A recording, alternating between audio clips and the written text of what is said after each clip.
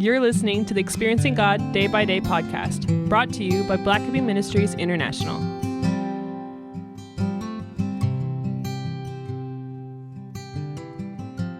September 2nd, Working Alone. Exodus 18, verse 14. When Moses' father-in-law saw everything he was doing for them, he asked, "What is this thing that you're doing for the people? Why are you alone, sitting as judge, while all the people stand around you from morning until evening?" In our zeal to please God and advance His kingdom, we Christians often take on responsibilities that God never intended us to have. One of the great challenges of the Christian life is determining what God does not want us to do. Our intentions are admirable. We love God. We love His people. And we see many needs around us. But sometimes our good intentions cause more harm than good. Moses was aware of the need for someone to settle disputes among the Israelites.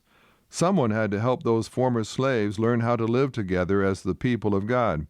So Moses took it upon himself to meet this need. Long lines of unhappy people, hoping to have their cases heard, stood before Moses each day. Moses spent day after day carrying the weight of his nation's problems on his shoulders. Finally, his father-in-law, an outsider, witnessed what Moses was doing and challenged the wisdom of his actions.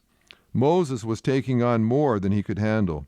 He was wearing himself out trying to do what was impossible for one person. In doing this service alone, Moses was robbing others of an opportunity to serve the Lord. He was also doing a disservice to his people, who otherwise could have had their issues resolved much sooner. When you become aware of a need, do not automatically assume God wants you to meet it. The only reason to perform ministry is that God clearly tells you it is His will.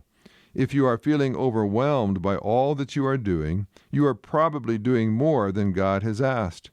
Pray carefully about the assignments you take on, so that you don't rob yourself and others of God's best. This podcast is based on the book Experiencing God Day by Day by Henry and Richard Blackaby, published by B&H Publishing Group, music by Mark Brown.